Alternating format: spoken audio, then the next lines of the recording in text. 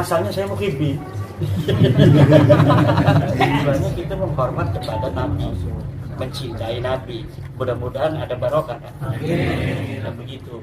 Dengan menghormati keturunannya. Tetapi ternyata kok lama-lama kayaknya bukan ini orang-orang. Terutama ketika melihat video-video dia berani nampar kiai tentang Rais Am. Walaupun Rais Am itu belum setuju lah dengan penelitian saya itu cara-caranya. Kalau isinya mungkin setuju, tapi caranya gitu saya terus ngomong-ngomong masalah ini di depan publik itu nggak setuju. Saya tidak pernah ngomong jelek, tapi yang punya gubernur diambil, kesejarahan ulama dari Muhammad bin Ali Al-Fala'i diambil, dijadiin satu untuk orang yang sama sekali tidak ada sosoknya. Kemudian mereka mengaku keturunan dari Muhammad Sahib Mirbad. Ini yang Sahib Mirbadnya nggak ada orang. Sahib Mirbad nanti bin Ali bin Alwi bin Muhammad bin Alwi bin Ubaid. Semuanya nggak ada orang yang sama sekali. Nanti di tahun 732 seorang sejarawan namanya Bahauddin Al-Kitab As-Suluk di situ menerangkan tentang Ba'alawi. Jadi di Yaman itu ada keluarga namanya Ba'alwi Bani Jadid. Nama Ba'alwinya dapat nyuri dari situ. Nah, nanti di abad 9 dia katakan bahwa keluarga kami itu namanya keluarga Ba'alwi. Padahal Ba'alwi ini adalah orang lain. Itu namanya keluarga Syarif Abul Jadid. Abul Jadid ini seorang muhaddits. Nanti di abad 9 mereka katakan saya keturunan dari Abu Alwi ini. Yang ditulis itu hanya namanya Jadid bin Abdullah. Nanti si Ba'alawi sekarang ini nih, Ba'alawi palsu ini, mengaku bahwa Jadid ini punya adik namanya Alwi. Jadi dia nyangkol dari situ tuh pertama tuh, somot lah. Jadi sejarahnya itu hanya dapat mengut-mengut dari kesejarahan masa lalu yang ditulis oleh para ulama. Bagaimana saya bisa yakin bahwa itu dapat merampok semua? Kan hari ini mereka membuat kitab nasab namanya Samsul Dhahirah. Ketika dia mengaku bahwa Ali Qoli Qasam itu yang disebut dalam kitab suluk itu. Nah, dalam kitab suluk itu diakui orang yang setiap salat at-tahiyatul mubarakatuh salawatun itu ketika assalamualaikum ayuhan nabi katanya dia mengulang-ulang yukarriru assalamu ilan nabi ada apa hatta yaruddan nabi sallallahu alaihi wasallam sampai Nabi Muhammad menjawab katanya itulah leluhur kami namanya Ali Qoli Qasam karena di situ disebutnya Ali. Nah, tetapi dia lupa kalau as-suluk itu menyebutkan dia punya anak siapa, punya anak paman siapa di situnya. Nah, pas sekarangnya ini dalam kitab mereka terus beda dengan pengakuan apa yang ditulis oleh sejarawan itu. Misalnya dia punya anak namanya punya anak paman namanya Anu. Di sananya dalam kitab Samsul Dhahirah sekarang ini nggak ada. Jadi mereka itu tidak cermat dalam mencuri. Harusnya kalau mencuri itu yang hati-hati dong, dibaca yang benar gitu. Supaya nanti ketika diverifikasi semuanya benar.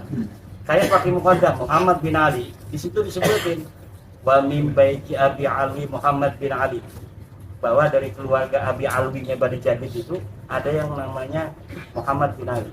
Kata Hanifal atas itu pasti muqaddam. Cuma sayang dia nggak baca selanjutnya bahwa di situ Muhammad bin Ali-nya disebut punya anak namanya Hasan. Nah, sedangkan Baqi Muqaddam dalam kitab-kitab Alwi sekarang nggak punya anak namanya Hasan. Nah, dari situlah cara-cara kita mengetahui kebohongan sejarah yang ditulis oleh mereka dengan mengakui sejarah yang ditulis oleh orang lain yang benar-benar terjadi pada saat itu, yaitu dengan baina maktubatin wa maktubatin ukhra wa baina kitabin wa kitabin akhar. Itu akan terbongkar karena tidak bisa orang berbohong tanpa ada cacat sama sekali kecuali Al-Quran. Kalau itu bukan Al-Quran pasti di situ la wajadu fi ikhtilafan katsira. Jadi ada kontradiksi, pasti ada kontradiksi. Dari kontradiksi itu kepalsuannya dapat terbongkar. Dan itu tingkat keyakinannya itu bisa fakta ilmiah ya bisa 100%. Makanya mereka nggak berani ketemu begini, ayo kitabnya mana, nggak bakal berani. Nah, fakta ilmiahnya gitu.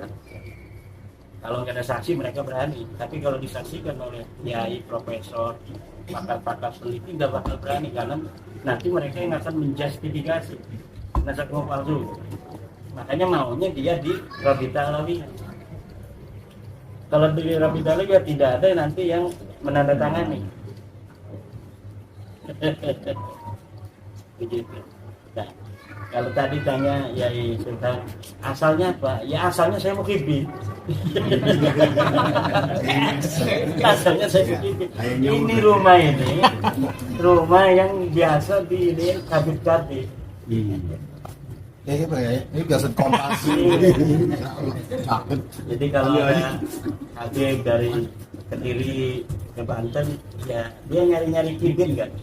Siapa sih yang orang kira-kira gampang dibohongi, yang kelihatannya orangnya baik gitu. Itu udah ada jadwalnya, mereka kayak multi level marketing. Oh kalau di Tangerang ini yang blon nih kata Matuddin. Ya sering ke sini. Yang dari Jakarta mau ke Palembang, mampir dulu. Walaupun dari Belaraja itu mengkol dulu 12 kilo ke sini. Kan 12 kilo ke sini. Enggak apa-apa, yang penting dapat tambahan. Dan dia itu nggak bakal mampir kepada orang yang bukan kibin, karena nggak bakal bisa diambil sesuatu.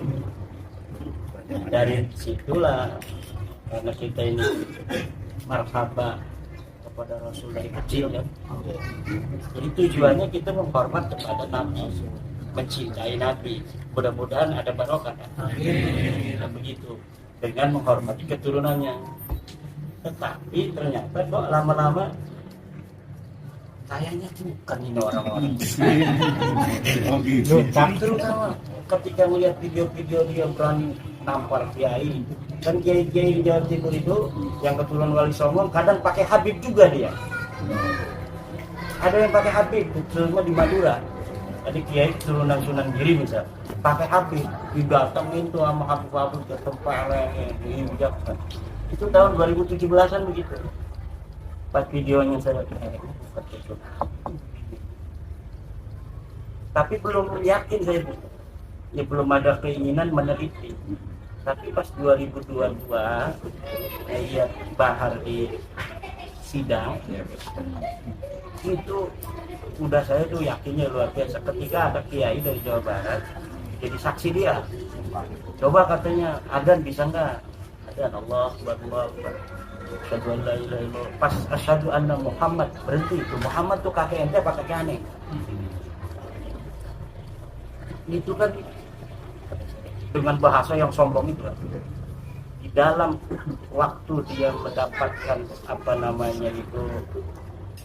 hal-hal yang jelek, akhlak yang buruk karena tindak pidana mukulin orang, disidang dia oleh hakim yang sah yang diangkat negara, kemudian membawa nama Rasul untuk menyelamatkan diri dia dari kejahatan itu dengan menghina kiai itu dan dari Jawa Barat. Kiainya itu turunan Sunan Gunung Jati, Pak, sebagai seorang turunan Nabi kan. Lah dia yang ngomong begitu, cuma kiainya belum iya aja. Karena kiainya nggak tahu, kan kiai itu kan biasa begitu, walaupun punya nasab nggak membanggakan. Ya, karena ente yang ngaku ya udah itu cucu ente cucunya bukan anak kan. Itu saya mulailah. Bismillah. Yang pertama pun yang saya cari itu nasabnya Bahar. Kedua nasabnya Rizik. Udah dua aja, saya nggak mikir-mikir Balawi lain dulu dalam otak. Saya teliti dari bawah. Bahar bin Ali apa siapa? Pas sudah, aduh lama kalau cara begini. Mencari dalil dari bawah ke atas itu lama. Saya cari dalilnya rubah dari atas ke bawah. Cari dalil Nabi Muhammad punya anak nama Siti Fatimah. Cari hadis ada Taukana Fatimah tuh bintu Rasulullah SAW. Lah kata ya itu kan dalil kan. Dalilnya wahyu berdasarkan hadis Rasulullah Muhammad SAW. Kemudian Sayyidatuna Fatimah punya anak Husain. Ada nggak dari? Oh banyak. Ada hadis-hadis. Kemudian terus sampai Ahmad bin Isa. Sahih. Kitab-kitab nasab sudah saya kumpul. Pas giliran dari Ahmad bin Isa punya anak Ubay nggak ada mentok. Saya puyeng juga. Ini baru 11 nama udah mentok begini. Saya cari-cari kitab-kitab yang lain, mudah-mudahan ada. Ya kalau nyambung ya enggak apa-apa, nanti kita akan nasihati dari cara lain kan begitu. Tapi ternyata baru 11 udah ketahuan bahwa ini nasab palsu. Dari kitab Silsilatul Alawiyah, Tahdhibul Ansab, Muntaqilatul Talibiyah, Al-Mazdi dengan sejarah Mubarakah. Sudah nyata ini nasab-nasab palsu. Mulai saya tulis kesimpulan itu. Saya taruh di webnya pondok, dibaca oleh Dr. Syafiq Hasim PPS, ketemu di Bali. Ya saya angkat ya nanti itu tulisan. Ya kalau berani silakan aja. Diangkat pertama Dr. Syafiq Hasim 6 Mei atau apa itu, 6 November. Karena waktu nulisnya Oktober tanggal 13 saya masih ingat. Ini oleh Dr. Syafiq Hasim. Belum ada yang merespon dari masyarakat. Kalau Robita langsung merespon, dia bikin tanggapan 1 lembar, kitabnya Al-Musajjar Al-Khasab. Dia bilang ini abad ke-5, padahal itu abad ke-10. Bohong dia. Dia bikin jilid abad ke-5. Itu Robita lagi. Jilid di abad ke-5, Hamiduddin An-Najafi. Saya cari itu dari kitab-kitab Tarajib, ternyata dia abad ke-10. Yang kedua Abnaul Imam, yang katanya karya Abdul Muammar Yahya, Toba 473. Saya cari Abdul Muammar ini memang keturunan Nabi dan dia nasabah, tapi dia nggak punya kitab namanya Abnaul Imam. Saya periksa kitab Abnaul Imamnya, ternyata baru dicetak tahun-tahun ini dan tidak ada manuskripnya, jadi sengaja ditulis saja.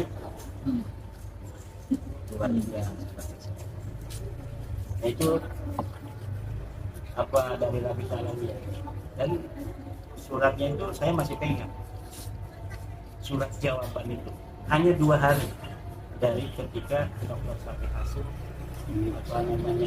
mengangkat itu di YouTube. Kemudian ketika Gus Fuad Peleret itu dipersekusi, baru di situ naik tuh. Jadi harus ada korban dulu. Korbannya Gus Fuad dipersekusi. Gus Fuad dipersekusi baru viral.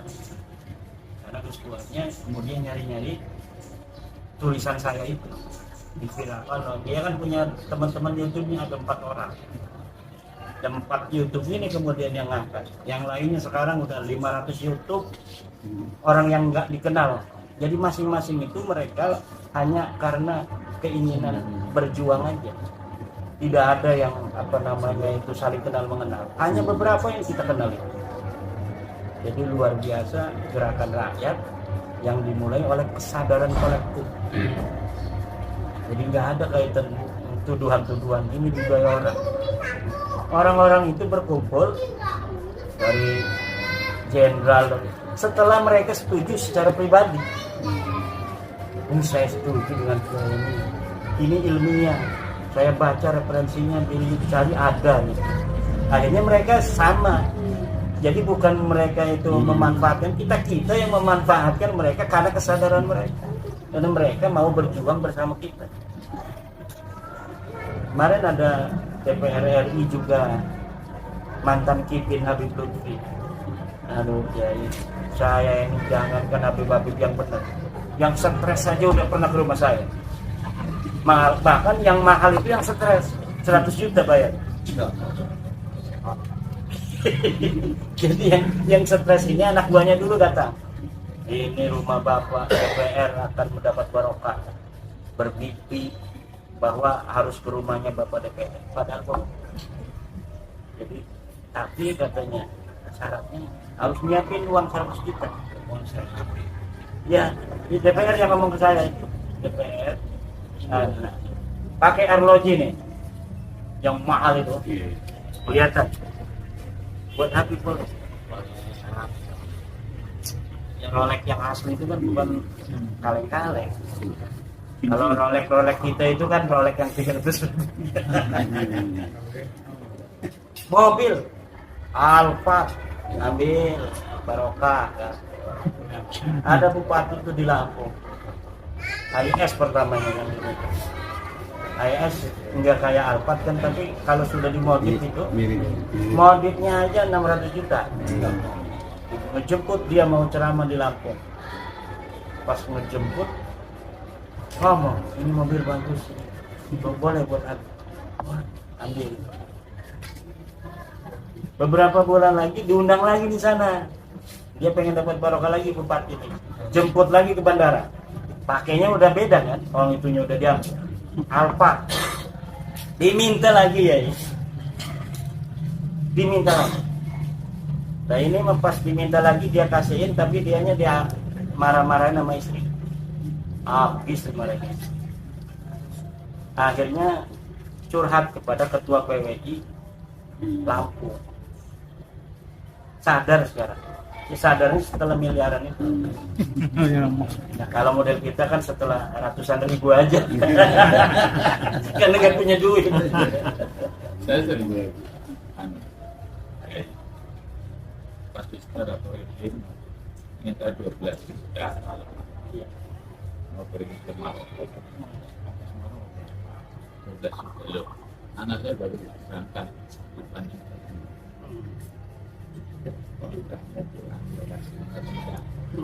drama. Nah, jangan minta nomor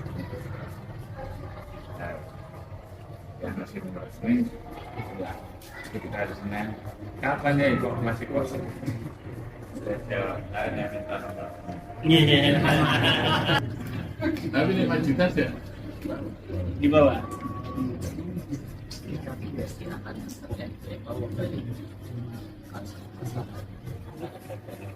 Kita udah nyiapin dari sana kan katakan kita yang takut.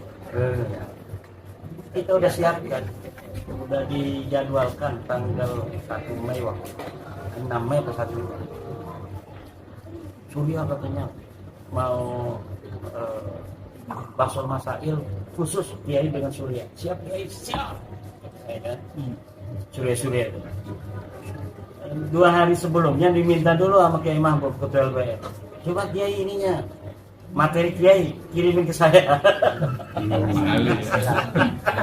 Kirimin sama saya. Pas dibahas tuh sama Surya. Nggak bakal kejawab kayak gitu jadi nggak bisa. Nggak berani akhirnya nggak jadi. Ada Surya yang masih beberapa orang yang kibin itu. Tapi 99% dari seluruh pengurus itu setuju dengan penelitian saya. Cuma penakut aja, tidak mau menanggung resiko, atau memang kebijaksanaan karena takut di bawah itu. Kalau PBNU dulu kan yang ngomong, nanti di bawah belum bisa kacau. Cuma ya kita hormati aja, masing-masing punya pemikiran, dan kita kan mempunyai sebuah keyakinan kullu yajri bi ajali musamma itu, bahwa semua juga itu proses-proses itu kan sudah ditentukan juga Allah. Nah itu kan yang terbaik mungkin untuk saat ini. Makanya saya itu nggak pernah ngomong jelek tentang Rais Am kita. Walaupun Rais Am itu belum setuju lah dengan penelitian saya itu, cara-caranya mungkin. Kalau isinya mungkin setuju, tapi caranya gitu, saya terus ngomong-ngomong masalah ini di depan publik itu nggak setuju. Saya tidak pernah ngomong jelek tentang beliau, karena mungkin ini adalah cara Allah agar masalah Nasabalawi ini mulus dengan seorang Rais Am seperti beliau, dengan ketum seperti Gus Yahya ini, dengan muter-muter kalau ngomong kan nggak bisa dipahami orang tuh, saking takutnya itu mungkin yang terbaik. Kalau kayak Kiai Said orang pemberani begitu, kalau setuju dia bela, kalau nggak setuju bisa jadi kita langsung dihabisi. Karena pemberani. Orang Cirebon ngomong langsung kan. Bisa jadi nggak kayak begini kesadaran orang. Belum apa-apa dia baca, udah nggak setuju dulu, ngomong nanti. Ini mungkin yang terbaik. Kita punya Rais Am Yai Miftah, kita punya ketumnya Gus Yahya. Ini mungkin yang terbaik untuk bangsa ini. Rais Amnya begitu, tapi belum pernah ngomong bahwa penelitian saya salah kan. Cuma cara-cara saya ini. Kemudian Gus Yahya kalau ditanya muter-muter kemana, kadang ngebela kita kelihatan, kadang ngebela dana kelihatan. Nah itu mungkin yang terbaik untuk masyarakat NU, warga NU khususnya, agar terbebas dari belenggu Pahlawi ini. Terus saya punya keyakinan teman-teman kita kayak Ki Syarif Tegal kalau ngomong ya Allah kata saya yang kena kan nanti kita sebagai warga NU enggak inilah masa kita ributnya dengan saudara. Oh kita pengen niatnya memerdekakan warga NU, kemudian malah kita sibuk dengan NU sesama NU sendiri. Menurut saya apa Pak? Iya. Kesempatan. Jadi tesis jenengan kan berdampak positif. Iya. Nazar mereka itu terbongkar ternyata terputus dan akhlak yang sama sekali jauh dari akhlak Rasul juga makin terbongkar dan politiknya juga akan ke khilafah. Langkah-langkah mereka pemalsuan sejarah nasional, sejarah NU, pemalsuan makam, ini jelas ada misi tertentu yang mesti itu ke depan kalau tidak boten wonten tesis jenengan ini kula khawatir niku sekian puluh tahun ke depan Indonesia mungkin bubar. Wonten. Wong yang ngaten mawon iku kan berani mengajak perang. Iki ngatasi jungkai ya, berani perang dengan Nusantara. Jangan di Nusantara, orang Tegal aja beres. Pertanyaan kula ki, sing kula masih ganjar. Kula niki nggih alhamdulillah mungkin masuk. Saya. Nggih niku arane berarti pengurus PWI lah. Tingkat kecamatan. Masyaallah. Di mana Tegal itu mulai terbuka pelantikan PWI. Bahkan saya harlah PWI tahun depan insya Allah tadi kita mendengar Kairat Timur menemukan bencana. Makanya saya rawuh ini nengakan warga Nahdien sing pun terbuka. Nahdien masih banyak yang belum terbuka yang master barisan panjenengan. Yang saya ganjal ngatani pemerintah sing ngatasi uripe mangane sing negara terancam oleh mereka. Kok diam-diam saja ini aslinya itu langkah jenengan bela apa mboten? Nah Dudung Abdul Rahman jenderal itu nggih. Itu ada sama pribadi dulu. Negara itu kan punya standar.